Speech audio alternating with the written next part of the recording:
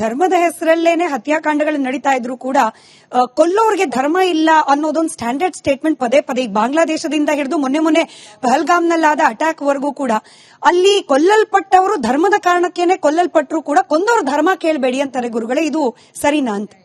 ಸರಿಯಲ್ಲ ಅಂತ. ಯಾಕೆಂದ್ರೆ ಆ ಕೊಂದವರಿಗೆ ಚಿಕ್ಕ ವಯಸ್ಸಿಂದ ನೀನು ಬೇರೆ ಮತದವ್ರನ್ನ ಕೊಲ್ಲು, ಬೇರೆ ಧರ್ಮದವ್ರನ್ನ ಕೊಲ್ಲು, ಇದೇ ಧರ್ಮ ಅಂತ ಹೇಳ್ಕೊಡ್ತಾ ಬಂದ್ರೆ, ತಲೆ ತೊಳಿತಾ ಬಂದ್ರೆ, ಬ್ರೈನ್ ವಾಶ್, ಅದಕ್ಕೆ ಕನ್ನಡ ಶಬ್ದ ಹೇಳಿದ ತಲೆ ತೊಳೆಯೋದು ಅಂತ, ಆ ತರ ಮಾಡ್ತಾ ಬಂದ್ರೆ ಏನಾಗುತ್ತೆ ಹೇಳಿ, ಇದು ಹೀಗಾಗುತ್ತೆ ಅಂತ.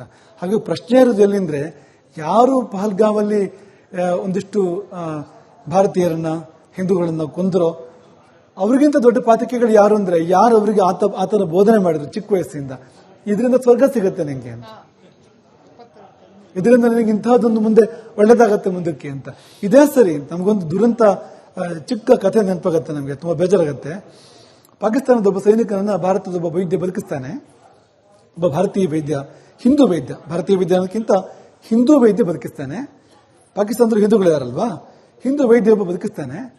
ಆ ಬದುಕಿದ ಸೈನಿಕನಿಗೆ ಆ ವೈದ್ಯನ ಬಗ್ಗೆ ತುಂಬಾ ಕೃತಜ್ಞತೆ ಬರುತ್ತೆ.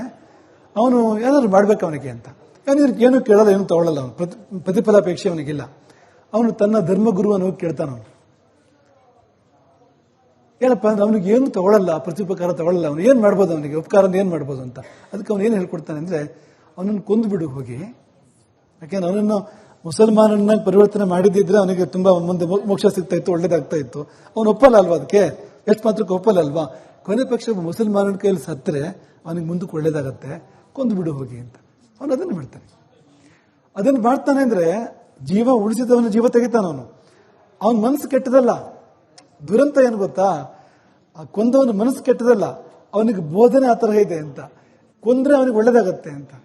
ಇದನ್ನ ಏನಂತ ಕರಿತೀರಿ, ಏನಂತ ಕರಿತೀರಿ ಇದನ್ನ ಅಂತ. ಹಾಗಾಗಿ ಈ ಒಂದು ಮುಸುಕು ಹಾಕಿ ತಪ್ಪಿಸ್ಕೊಂಡು ಹೋಗಕ್ಕೆ ಸಾಧ್ಯ ಇಲ್ಲ.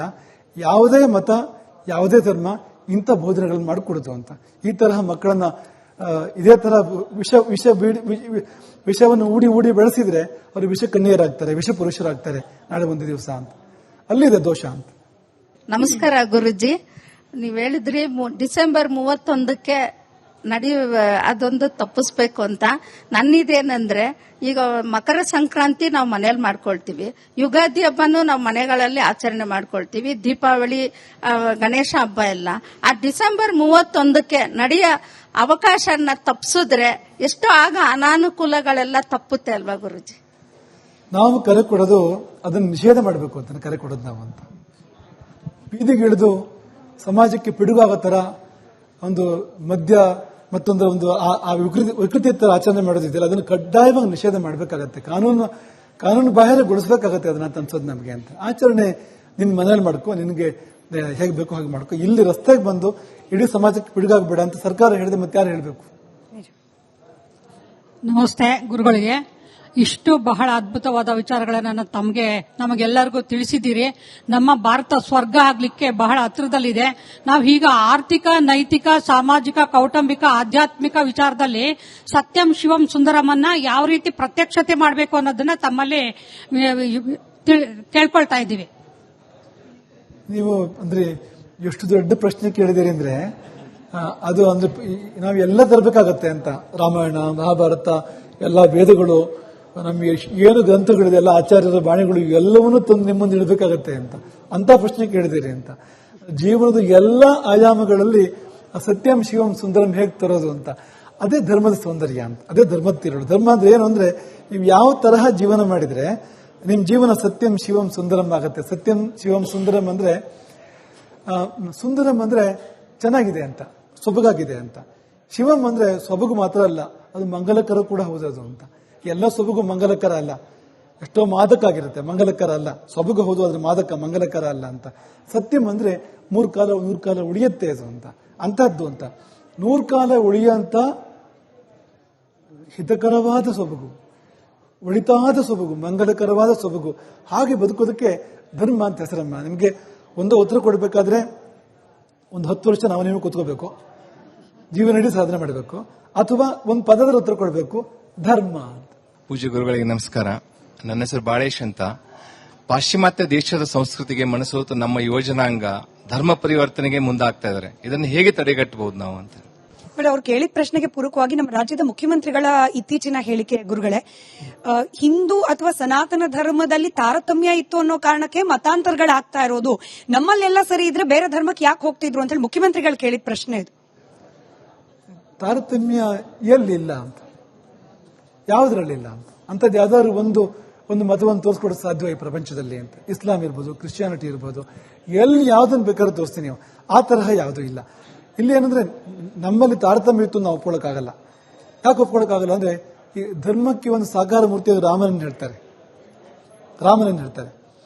ರಾಮನನ್ನೇ ನೋಡಿದ್ರೆ ರಾಮ ಒಂದ್ ಕಡೆ ವಸಿಷ್ಠರನ್ನು ಒಪ್ಕೋತಾನೆ, ಇನ್ನೊಂದು ಕಡೆಗೆ ಗುಹನನ್ನು ಒಪ್ಕೋತಾನೆ. ಜನಕ ಅವನು ಕ್ಷತ್ರಿಯ, ಗುಹ ಅಂದ್ರೆ ಪಂಚಮ ಅಂತ ಕರೀತಾರೆ, ಅಂದ್ರೆ ಈ ಚಾತುರ್ವರ್ಣಕ್ಕಿಂತ ಆ ಕಡೆ ಹೋಗುತ್ತೆ ಅದು ಅಂತ. ನಿಷಾದ್ ಜಾತಿಗೆ ಸೇರ್ತಾನೆ ಅವನನ್ನು ಒಪ್ಕೊಂಡು ಉಲ್ಲೇಖನ ಇದೆ ಅಲ್ಲಿ ರಾಮಾಯಣದಲ್ಲಿ ಅಂತ, ನೇರವಾಗಿ ಅಂತ. ಪರಿಶಸ್ವಜ ಅಂತ ಒಪ್ಕೊಂಡ ಅಂತ ಆ ಉಲ್ಲೇಖನ ಇದೆ ಅಂತ. ಒಬ್ಬ ಕಪಿ ಹನುಮಂತನನ್ನು ಒಪ್ಕೋತಾನೆ, ಒಬ್ಬ ರಾಕ್ಷಸ ವಿಭೀಷಣನ ಒಪ್ಕೋತಾನೆ, ಒಂದು ಪಕ್ಷಿ ಜಟಾಯನ ಒಪ್ಕೋತಾನೆ. ನೀವು ರಾಮನ ಪರಿವಾರ ನೋಡಿದ್ರೆ, ರಾಮನ ಪರಿವಾರದಲ್ಲಿ ಅಲ್ಲಿ ವಿಪ್ರಶ್ರೇಷ್ಠರು ಇದ್ದಾರೆ, ಒಳ್ಳೆ ಕ್ಷತ್ರಿಯರು ಇದ್ದಾರೆ, ವೈಶ್ಯರು ಇದ್ದಾರೆ, ಅಥವಾ ತುಂಬಾ ನಿಮ್ಮನ ವರ್ಗಕ್ಕೆ ಸೇರಿರ್ತಕ್ಕಂಥವ್ರು ನಾವೇನು ಕರಿತೀವಿ ಇವತ್ತು, ಆ ಥರ ಅವತ್ತಿನ ಕಾಲದಲ್ಲಿ ಕಾಣಿಸೋಲ್ಲ ನಮಗೆ. ಅವ್ರವ್ರ ಗೌರವ ಎಲ್ರಿಗೂ ಇತ್ತು ಅಂತ ಗೊತ್ತಾಗುತ್ತೆ ನಮಗೆ ಅದ್ರಲ್ಲಿ ನೋಡಿದಾಗ. ಯಾಕಂದ್ರೆ ಗುಹನನ್ನ ಆತ್ಮ ಸಮಸಖ ಅಂತ ಕರೆದಿದ್ದಾರೆ. ರಾಮ ಹೇಳೋದೇನೆಂದ್ರೆ, ಅವನು ನನ್ನ ಸಖ, ನನ್ನ ಸ್ನೇಹಿತ, ಅವನು ನನ್ನ ಆತ್ಮಕ್ಕೆ ಸಮಾನ ಅಂತ. ನೀವು ಇನ್ನೇನು ಸಾಮ್ಯ, ಅದಕ್ಕಿಂತ ಸಾಮ್ಯ ಕೊಡೋದು ಹೇಗೆ ಸಾಧ್ಯ ಅಂತ. ಒಬ್ಬ ಚಕ್ರವರ್ತಿ, ಇಡೀ ಪ್ರಪಂಚದ ಚಕ್ರವರ್ತಿ ಅವತ್ತಿನ ಕಾಲಕ್ಕೆ ಒಬ್ಬ ನಿಷಾದ ಜಾತಿಯವನನ್ನ ಆತ್ಮ ಸಮ ಅಂತ ಕರೆದಿದ್ದಾನಲ್ಲ, ಅವತ್ತಿನ ಕಾಲದ ಕತೆ ನಾವು ಹೇಳ್ತಾ ಇರುವಂತದ್ದು. ಒಂದು ಪಕ್ಷಿ, ಒಂದು ರಾಕ್ಷಸ, ಒಂದು ಕಪಿ, ಇದೇನು ತಾರತಮ್ಯ, ಹೇಗೆ ತಾರತಮ್ಯ ಅಂತ ನೀವು ಹೇಳ್ತೀರಿ ಇದನ್ನ ಅಂತ. ಆ ಥರ ಇರಲಿಲ್ಲ ಅಂತ, ಖಂಡಿತ ಆ ಥರ ಇರಲಿಲ್ಲ ಅಂತ. ಹಾಗಾಗಿ ಅವರವರ ಆಚರಣೆಗಳು, ಈಗ ಒಂದೇನಂದ್ರೆ ಆಚರಣೆಯಲ್ಲಿ ವೈವಿಧ್ಯ ಇದೆ, ಅದನ್ನ ಒಪ್ಕೋಬೇಕು ನಾವು. ಈಗ ನಮ್ಮಲ್ಲಿ ಇಷ್ಟಾರು ಜನಾಂಗಗಳಿದೆ, ಇಷ್ಟಾರು ಕುಲಗಳಿದ್ದಾವೆ, ಪರಂಪರೆಗಳಿದ್ದಾವೆ, ಅವ್ರವ್ರ ಆಚರಣೆಗಳಿದೆ. ಅದನ್ನೆಲ್ಲ ಬಿಡಬೇಕು ಅಂತಿಲ್ಲ. ಅವ್ರವ್ರ ಆಚರಣೆ ಅವ್ರವ್ರು ಮಾಡ್ಕೊಳ್ಳೋದು ತುಂಬಾ ಸರಿ ಅಂತ ಹೇಳಬೇಕಾಗಿಲ್ಲ ಬೇರೆಯವ್ರ ಮೇಲೆ. ಅದನ್ನ ಅವ್ರವ್ರ ಆಚರಣೆ ಮಾಡ್ಕೋಬೇಕು. ಆದ್ರೆ ಎಲ್ಲರನ್ನು ಪ್ರೀತಿಸಬಹುದು, ಎಲ್ಲರನ್ನು ಗೌರವಿಸಬಹುದು, ಎಲ್ಲರ ಬಗ್ಗೆ ಕಾಳಜಿ ವಹಿಸಬಹುದು, ಎಲ್ಲರನ್ನು ರಕ್ಷಣೆ ಮಾಡಬಹುದು. ಇದು ರಾಮನ ಕಾಲದ ವಾತಾವರಣ ಅಂತ. ಹಾಗಾಗಿ ತಾರತಮ್ಯ ಇದೆ ಅನ್ನೋದನ್ನ ನೀವು ರಾಮಾಯಣನ ಸರಿಯಾಗಿ ನೋಡಿದ್ರೆ ತಾರತಮ್ಯ ಇದೆ ಅಂತ ನಿಮ್ಗೆ ಅನ್ಸೋದೇ ಇಲ್ಲ ಅಂತ. ಮತ್ತೆ ಆ ತರಹ ತಾರತಮ್ಯ, ಇವತ್ತೇನು ತಾರತಮ್ಯ ಅಂತ ನಾವು ಬೇಜಾರು ಮಾಡ್ಕೋತೀವಿ, ಅದು ಬೇರೆ ಕಡೆ ತುಂಬಾ ಜಾಸ್ತಿ ಇದೆ ಅಂತ.